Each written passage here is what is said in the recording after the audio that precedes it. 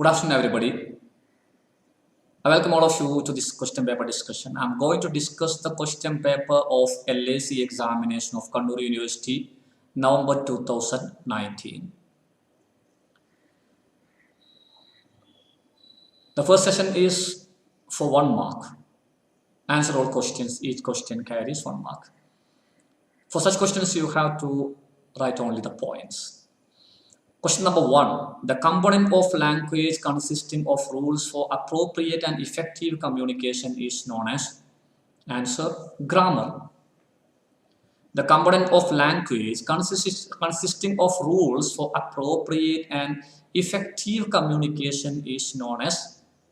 Answer is grammar. Second question. The variants of language used by different speakers who are separated by geographic or social boundaries is known as dialect. The variants of language used by different speakers who are separated by geographic or social boundaries is known as dialect. Third question. Which theory states that language competence of human beings have evolved from more primitive form of animal communication? Continuity theory. Answer: continuity theory. Fourth question. Which theory examines the effect of gender on language use? Answer: difference theory. Difference theory. Question number 5. Who developed the schema theory of language development? Who developed the schema theory of language development? Answer: Bartlett. Question number 5. Who developed the schema theory of language development? Bartlett. Then question number 6. Bartlett means B-A-R-T-L-E-T-T, Bartlett. Question number 6. SQR3 stand for? Survey, question, read, recite, and review. Survey, question, read, recite, and review. And see, sometimes the questions are out of syllabus, but you have to answer the questions. For example, difference theory is not in your syllabus. Then these language elements are not in the syllabus, but still we have to answer. So just answer for 1 mark questions, answer 1 mark questions with the correct point or accurate point. Then the second session for 2 marks is for 2 marks. The first question is, what is universal grammar theory? Then you can write, universal grammar theory is a theory introduced by Noam Chomsky, which tells that all the languages in this universe have got almost similar grammatical structure and pattern. So, any person can learn any language without difficulty. So, sometimes you may be asked a question, what is universal grammar? Then you can just tell, according to Noam Chomsky, all the languages in this university have got almost similar grammatical pattern and structure. This grammatical pattern and structure is known as universal grammar. Explain the relationship between language and society. So you can just write, each and every language is a representative of the culture of a particular society. So, no one can acquire any language without knowing the cultural aspect of that particular society. Hence, language and society is interrelated. Yes, or you can write the relationship between language and society is inevitable because every language is a representative of the culture of a society. So no one can acquire any language without knowing the cultural aspects of that particular society. What is critical reading? You can just write, critical reading is a level of reading in which a reader reads something for judging different aspects of that particular work. If you have written, so you have got 2 marks. And for example, when you read something, you just look whether the theme discussed by the writer is logical, whether you can agree with the theme, whether you can agree with the view of the writer by using your logic or reasoning power or not. So such judgment is there. So critical reading is a level of reading in which the reader reads an item for judging different aspects of that particular work he reads. Explain sequence of process writing. You see explain, but never explain because this is a 2-mark question. So explain sequence of process writing. You can write sequence of process writing is a type of writing in which a person writes different steps, phases or stages of a particular process. For example, writing how to prepare a PowerPoint presentation. This is enough for 2 marks. For example, if you are writing something on how to prepare a PowerPoint presentation, then you have to explain different steps. First, you have to open the Microsoft Office PowerPoint software. Then you have to select a slide. Then you have to select a text box for typing the text items. Then you will explain how to color the letters, how to resize the letters, how to insert images, how to insert movies, how to insert shapes. So different steps. So such a writing is called sequence or process writing. So you can just write sequence or process writing is a type of writing in which a person writes different steps, phases, stages or procedures in a process. Then explain LAC. Again, don't try to explain because this is a 2-mark question. You can just write LAC or language across curriculum is a modern strategy or approach in language teaching which tells that a language should be taught throughout the school hours inside the language classroom as well as other subject classrooms instead of teaching it in an exclusive or separate language classroom. This is enough. Because in the past we were teaching a language in a separate language classroom. And students were not able to get an opportunity for making use of that particular language in other subject classrooms. So this strategy introduces something new. So you can just write for 2 marks. LAC or language across curriculum is a modern strategy or approach in language teaching which tells that a language should be taught throughout the schoolhouse in language classroom as well as other subject classrooms instead of teaching it in a separate language classroom. So the short answer questions are all.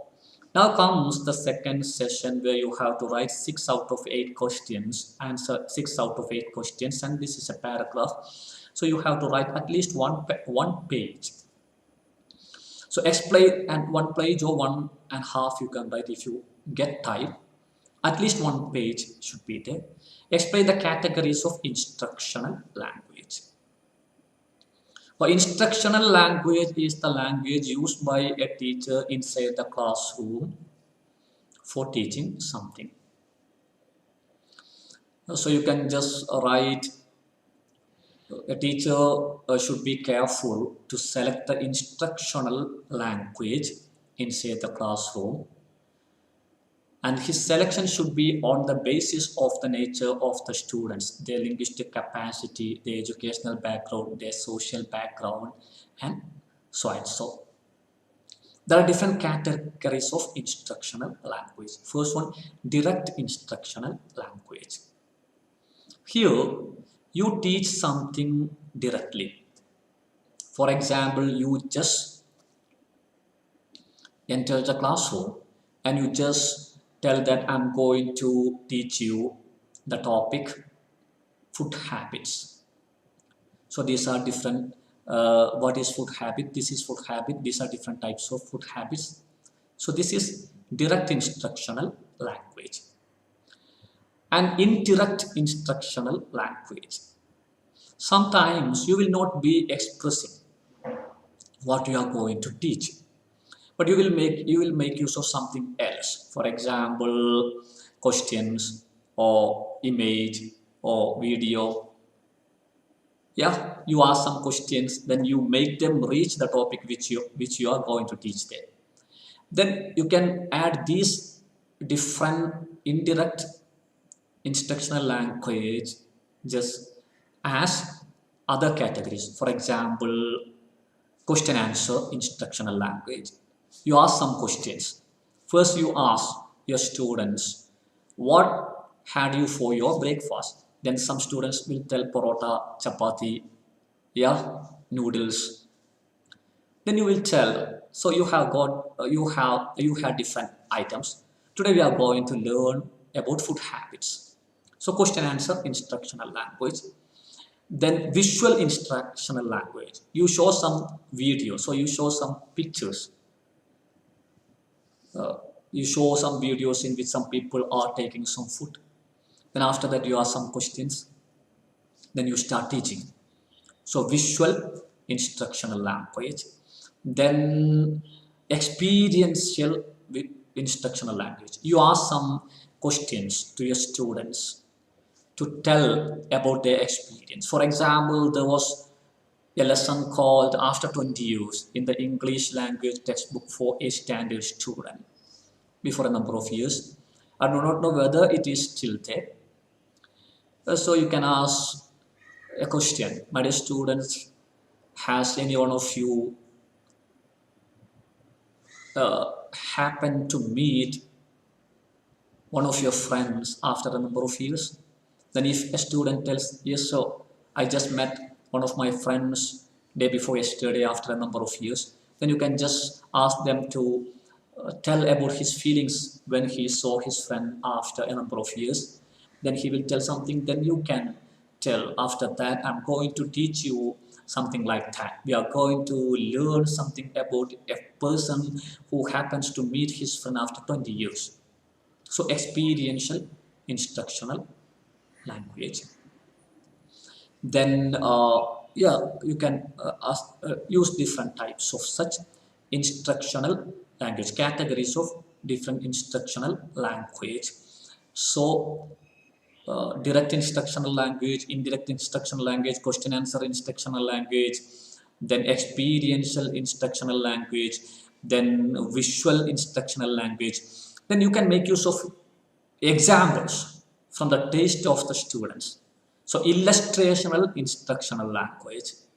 You teach something by using some life-oriented examples of examples from the life of your students. So illustrational instructional language. So these are different categories of illustrational language. You can add more if you get something else from any other book or online. Then explain the discontinuity theory of language. We told something about continuity theory. Here it comes discontinuity theory.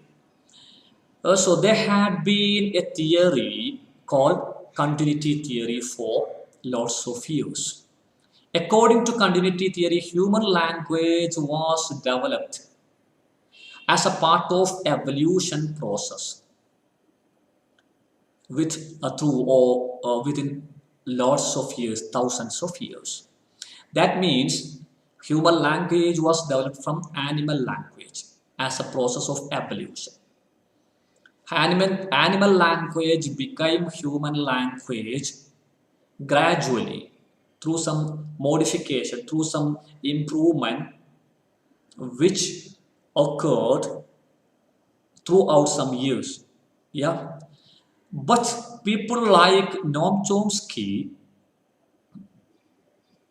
told that this theory is a mistaken notion, and they introduced discontinuity theory.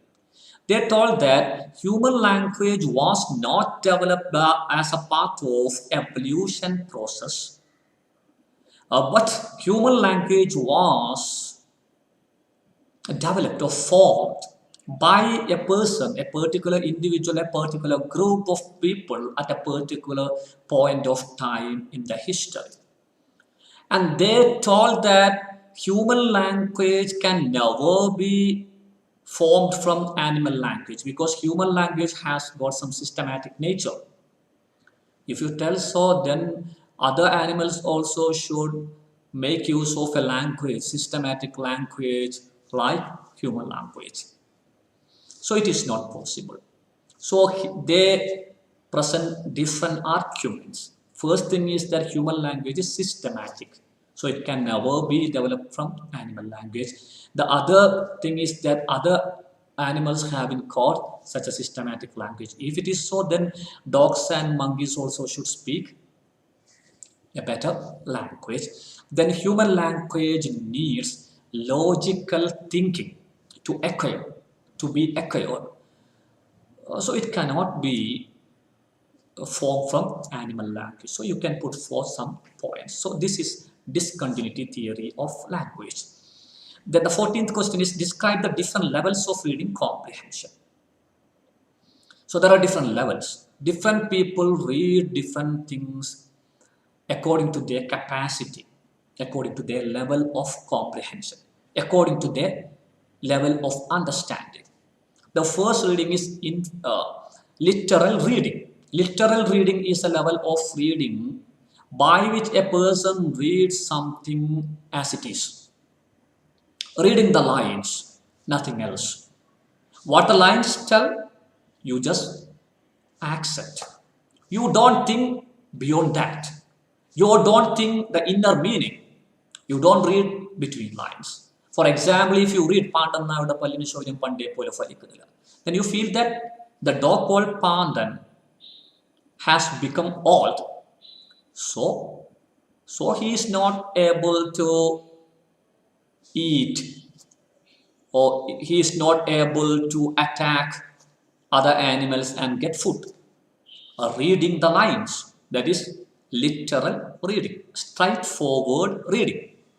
Then the second level of reading is inferential reading or interpretive reading. Here you interpret something else. Inferential or interpretive reading is a level of reading where a reader tries to get some inner meaning from the lines which might have been intended by the writer. So it is reading between the lines. For example, if you read the same item by using interpretive reading level, or if you have got some skill of interpretation, then when you read that particular poem, you will think here the writer actually wanted to tell about that particular minister or king. It is a satire. He might have wanted to tell that king has lost his power. The king has become old. So it was just for mocking the king, not for mocking the dog. So you read in between the lines. You read between the lines, and that is inferential reading. Then critical reading. As I told earlier, critical reading is a level of reading in which a reader reads something for judging something in that particular work. For example, when you read that this is happened in 1947, then you will think how it is possible. In 1947, that particular machine had not been discovered. Then how can it possible? So questions. So you look at the arguments of the writer, whether it is logical, whether it can be proven by using scientific proofs. So you are reading something for judging the theme, judging the language, judging the presentation. That is critical reading. Then comes creative reading.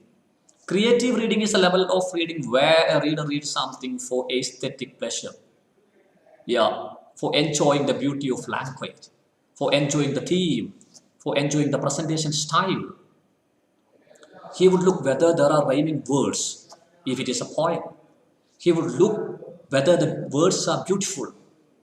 He would look whether the theme is presented in a creative manner, in a divergent manner. Such a level of reading is called creative reading. So you have to write all these levels of reading, and you can give some explanation for each point, 3 or 4 lines. If you give a 5 lines for a particular point, then you will get 20 lines or 25 lines. That is 1 page or more than 1 page. Yeah. Then differentiate between streaming and scanning. Actually, not streaming. I think it's a typing mistake. Skimming and scan. These are 2 types of writing. So you can just start. There are different types of writing, such as detailed writing. Reading. Detailed reading. There are different types of reading, like detailed reading, skimming, and scan.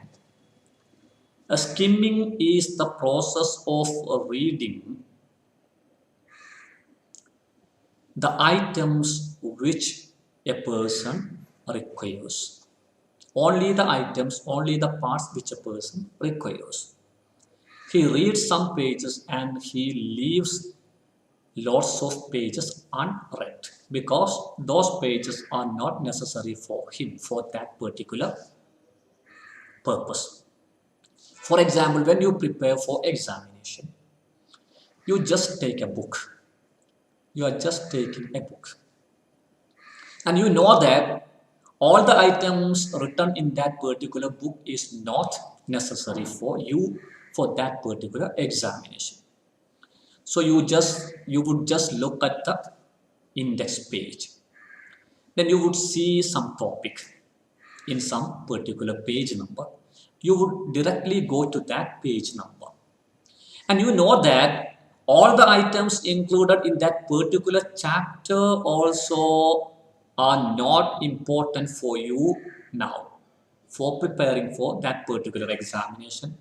So you would just look at the headings and subheadings.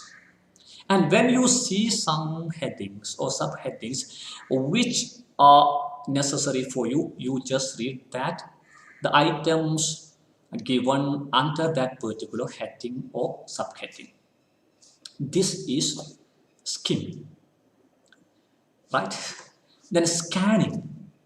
In scanning, you make a glance throughout the book, but you don't read each and every point. You want to get some particular information, and you know that that particular information is given in some page or in an unknown page in that book. For example, if you are a teacher, you want to get the date of birth of one of your students. You just go to the office and you just take the register, the book in which the birth of dates, the dates of birth are stored. Then you just go through pages. And once you reach the page where the particular information which you need is given, you stop reading. This is scanning.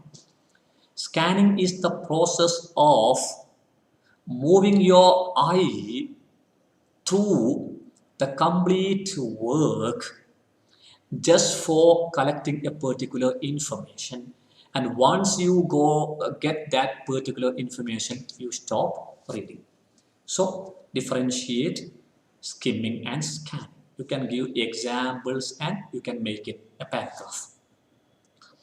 Explain the different forms of descriptive writing. So first you have to define descriptive writing. Descriptive writing is the type of writing where a writer depicts the features, characteristics or qualities of a person, event or place.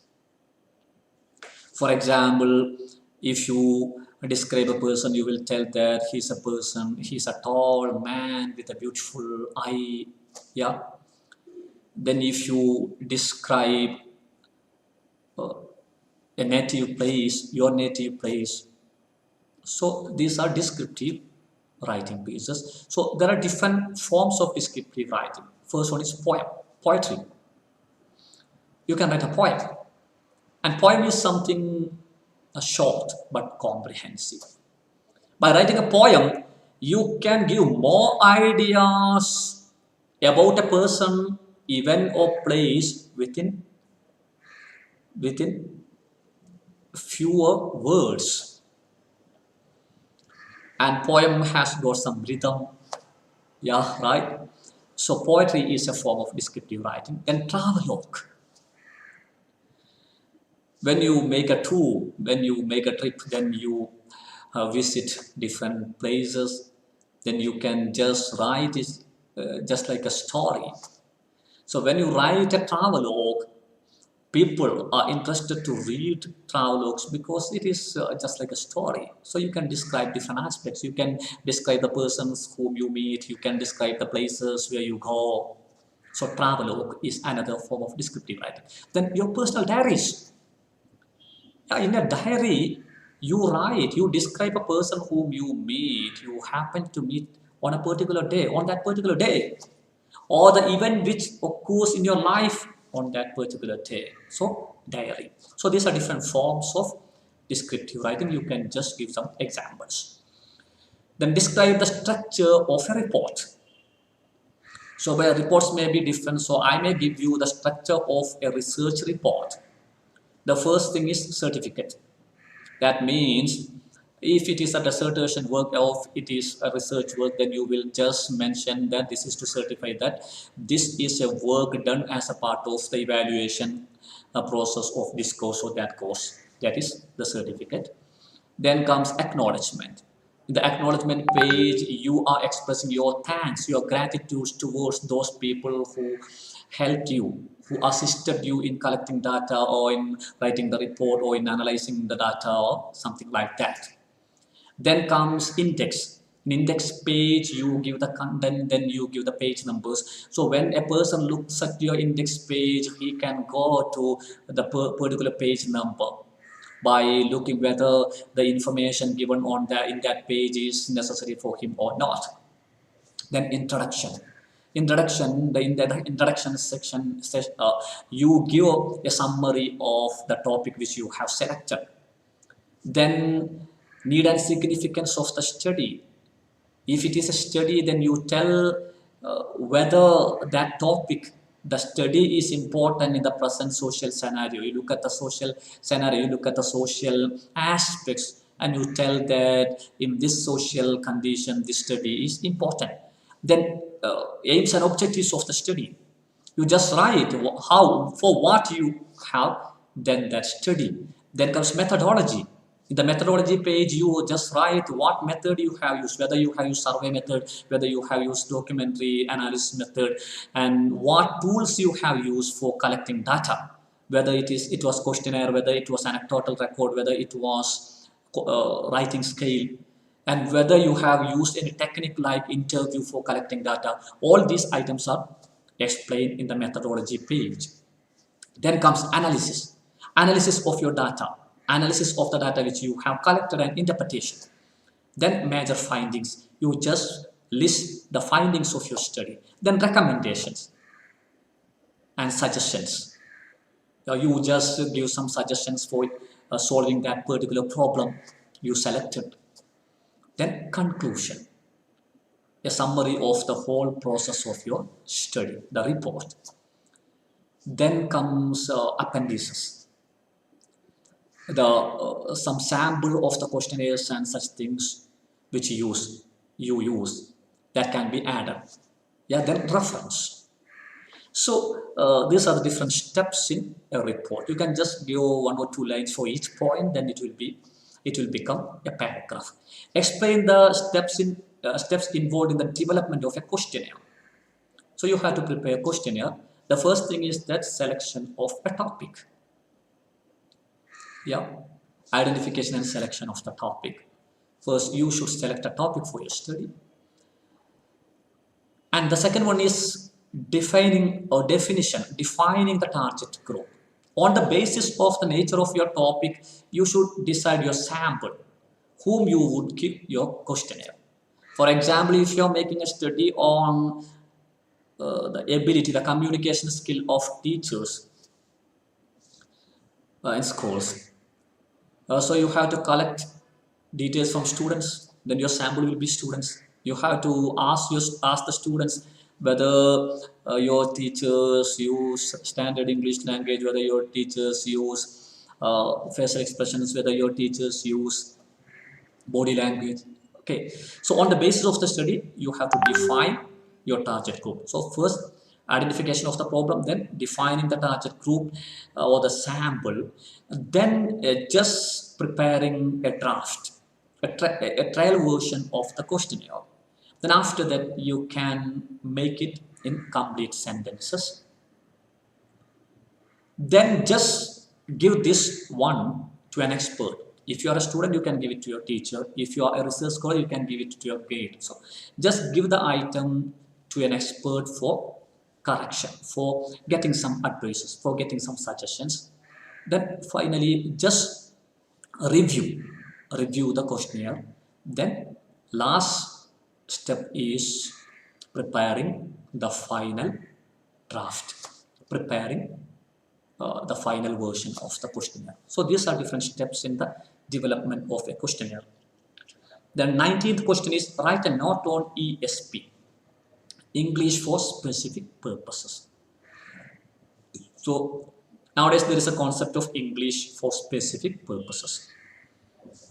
After the emergence of privatization, industrialization, then liberalization and globalization, nowadays you can see lots of career opportunities all over the world.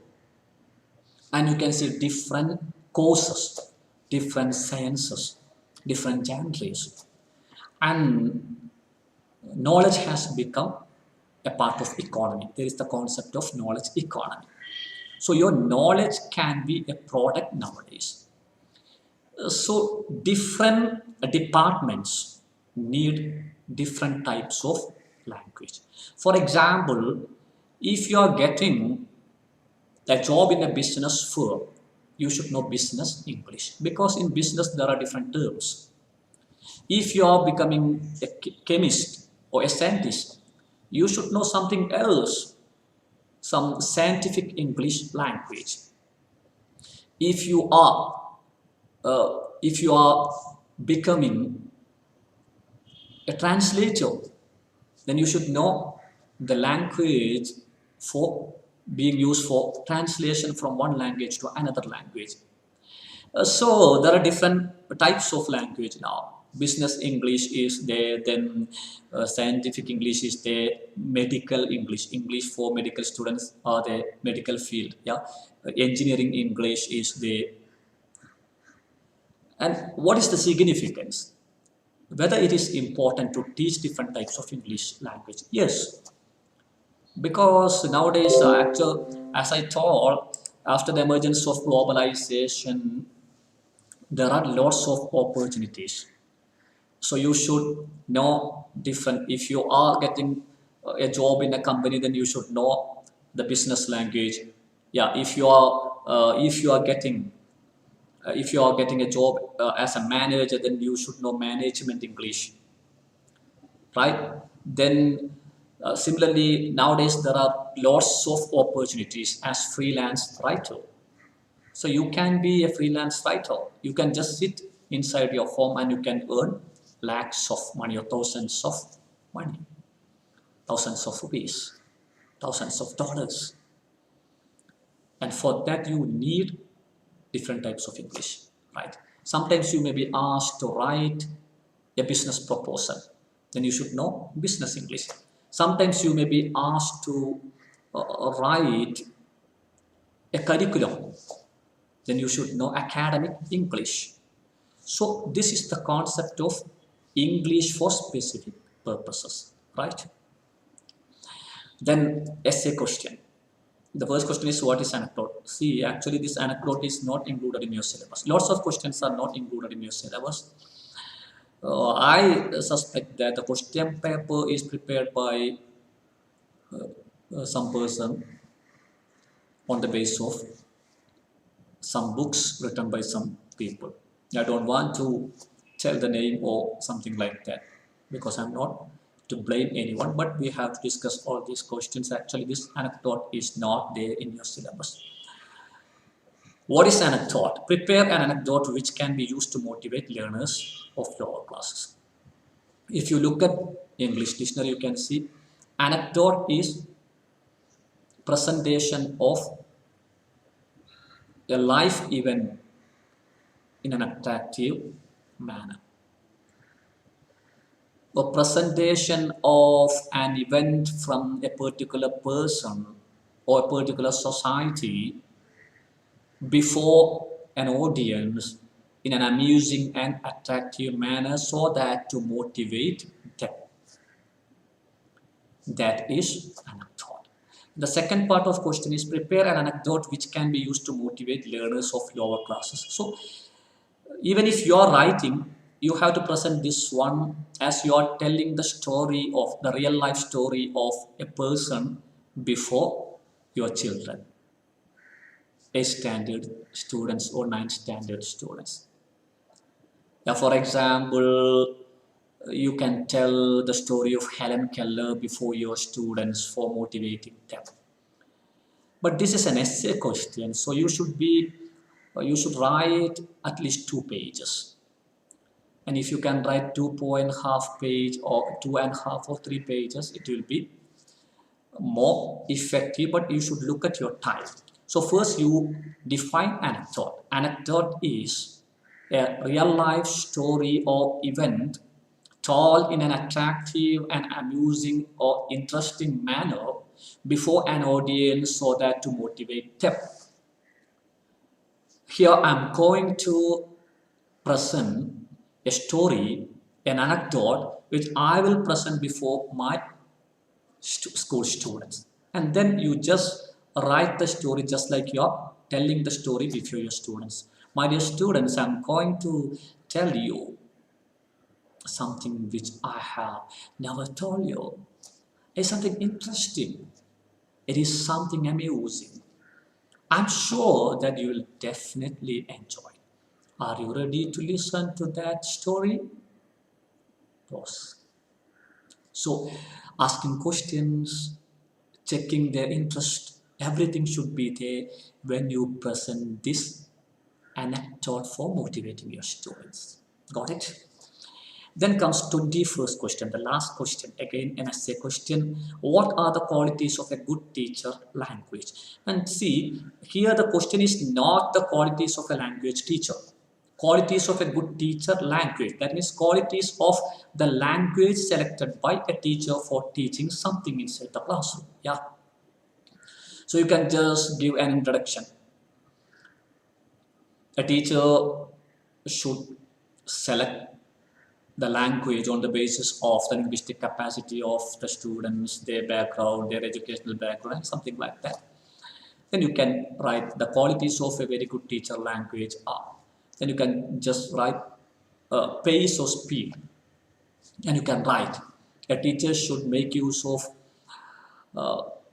pace or speed of transaction on the basis of the nature of the students. He should not make use of the speed or pace of transaction which he uses in colleges for school children and such something like that. Then usage of simple words. And you can tell that you're using a language inside the classroom not for showing your linguistic expertise before your students, your ability to make use of standard language before your students, but you are making use of a language for making them understand what you are teaching inside the classroom. At the same time, you should concentrate on teaching them how to use different words when they are speaking. So simplicity of words, then simplicity of grammar, then facial expressions, then voice modulation, body language, uh, then repeating and paraphrasing. Repeating means if you are using some complicated sentences, then you have to repeat it. Then paraphrasing means if you are using some complicated or complex sentences, then you should give some simple version of that particular sentence, right? So these are the qualities of a very good teacher language. So the discussion of the language across curriculum question paper of the year 2019 is over here. I never asked the viewers for subscribing my channel. I never forced them. If you feel that it is my channel is useful for you, you can just subscribe, because I will be posting only some educational videos. I don't want to post anything called viral videos. I will be posting educational videos, useful videos.